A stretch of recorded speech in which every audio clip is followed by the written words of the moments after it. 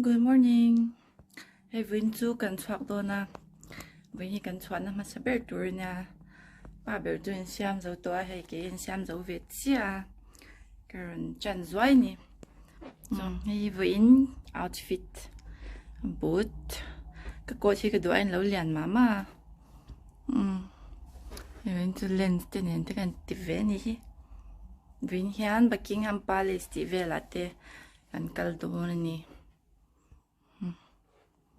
Bye bye. Thì lại thì mình lâu ngạc vẫu vẫu mẹ. Hay cần hotel khen na khan ya. Đi ra na khan lang chiang lâu lúc tụi tụi nè lâu cal đôi nè. Tụi anh pon khá vô đó vô đó tia chung cột hạc tuổi là lẽ lộc đôi nè. Bị lẽ lâu nè số. Chính nghe. Kan hotel kan chua san chia với cho vót khóc mẹ mà sẽ kan tiền kê in kan kaldo na asavak lawa restaurant đi sống khóc mẹ anh sao kan kinh lâu dẫn tàu mấy ngày rồi khi London got clear anh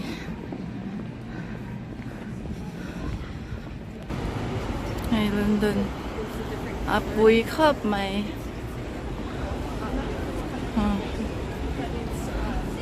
mà sẽ là cho in về phim của cái ngay Korea phone kiện mấy thế hier bị chi vắc là wa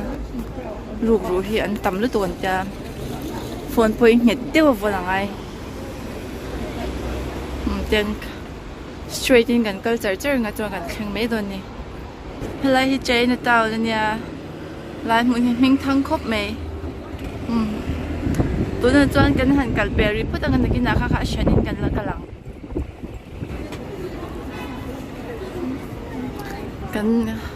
cái câu thui về tôi nha là bùi pager chơi nè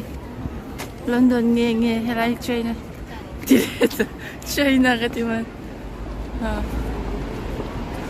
mình bùi bọn tắm khóc mấy cái nôm na ngày tỏa chọn nè đâu hay là hi bác bùi lại về đều thấu luôn lại hay cái thanh xìm xìm mà rẻ vắt lâu nhỉ bùi mẹ khóc mấy hi London iconic bus đi sen chong ngày mấy khá lâu cái này tụi này hàng green light cái hàng mấy cả mà sẽ hình trên cái tụi motor ôm nó rồi cái lưới nhỉ ba sen tầm khóc mấy hay gần khen chép gần má lúc ở sân ông to lại về bồi hi môi khóc mấy he môi tắc cái này môi tắc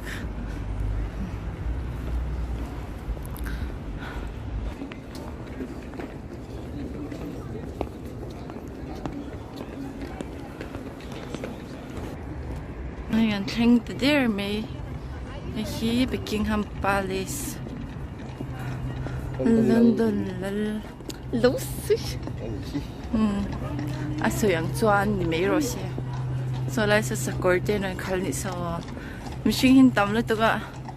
single thalak bui cái tụm tè nên thấy đón tao ni ở chỉ khan Buckingham Palace tụiกันphòng dâu thà đểกันhành là về chơi chân tụi này hiền Big Ben nèกันlệ đón niกันข้างอ่ะคนเอามาhay là cái mà muốn mình thăng thì mình cái chẳng how cả in thật lâu tết thì mà vạn này chắc không mi hay Big Ben anh nha hay là telephone bút tay hắn thà lạc về gần đồ xe hay gần ngạc thà là tour bus inline tấp bằng ai nè lạc về nghề gần đồ bốc xe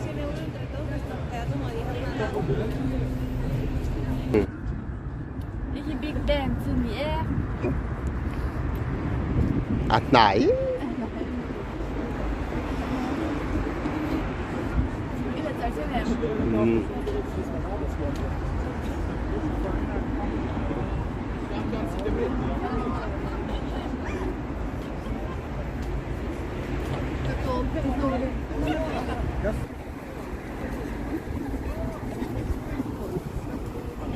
Hey Dora coffee kan Indona athil cha hi te big tu kai lung oi lo khop me. Hey ki ka cha nya. So tere te ron pele ni so. Ngam khop me he. Cà phê kan cho rồi. In lum lo kan tiang. Hey Borough Market ana. Chung han lu zo zo a. Chung an to lu tu ka camera in ka langam lo a chan su phone. Meron chuang ti ka lawa. Tu nan kan chuak le chia a London Tower Bridge so da kan ka langa. Chu bi zo a London Saro an ti Petticoat Lane Market ta kan bakal don ni. Hey Christmas ni in khom na tur eng mo thil la bazar zo lo gan ne a tlom number London Saro a an kal do na cha chum zo kan ho to ang nom khop me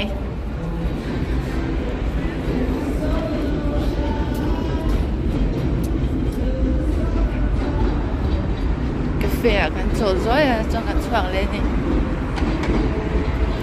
hey London Tower Bridge anya hey tourism la le no moi se me he bucket list mi pakhat chu ni vele phata pan bang ni he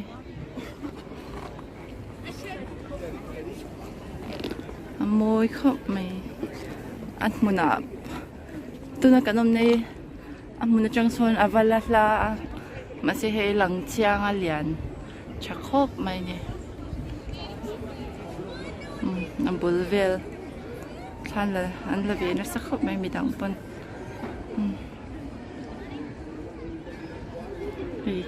he pon la na sakhop me London Tower kan han cross ve ni Tower Bridge la MMA movie a de po kan lo mu chin kha atak ngein kan han rap ve kan lom te ni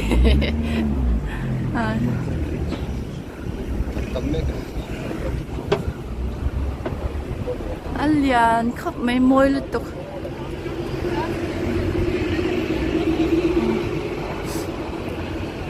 số nên xin tha gần lang nên việc hành tam hay bridge achain ren vlog anh ấy thil tlom na kal kan vakal kha lo tàu lut tuka an lo in phosi lo he Uber in so ta Chinatown bul Primark ka angkal don ni he kan Uber lo thleng che Uber lo thleng che he kan chulut fel le che ni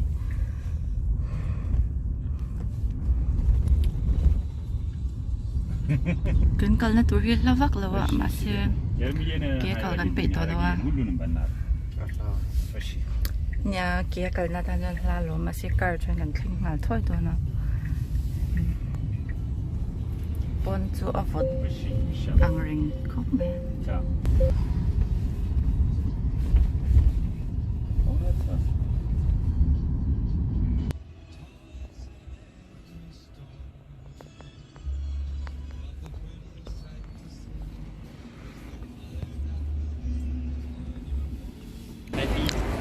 kan kar chuan na changkang lu to ka hong chiam don hlei nim ai ta hian Gang Bazaar le zoi na chumi zo Chinatown na thil kan ei to don ni ngoro hei lo entrance Primark ma si pe khop te kan lei do na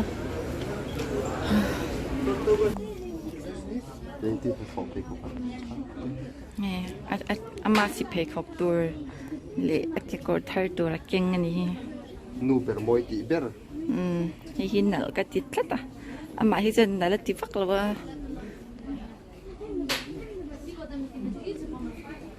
o he Chinatown an thleng le to a ta hianin buffet a thil kan ei anga cha kan ho a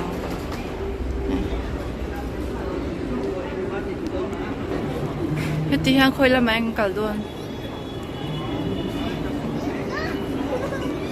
zana chana moi zual ni he chuna ina moi zo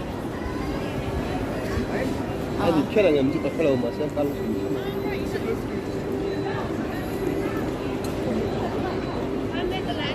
hi kan chil ai na tur ta hian cheng som pali in du tu ai the ni eng anga tampo ai the tui don khop mai so la de posan la om phei char char ni ai te po na kan la in line top kan la ha alun lu tu ka helai mun hi hi po Instagram ti vela changa ka mu chwana bala nur me ya hi han helai ta han da ka khat chung kan du za kan ai the ya tui don khop mai hi coconut juice ta kan ai chana nge oh hi kan thlen na hotel kalkong alawin posa han pan le me kan in airport ping pong to no in moi le me dike kan thlen na hotel kan thleng le ta dora ai tur nge mo kan dei le lok don ole kan room kan lo thleng le ta ai kan ha ole khati zong kha voina kan video tu ni bye bye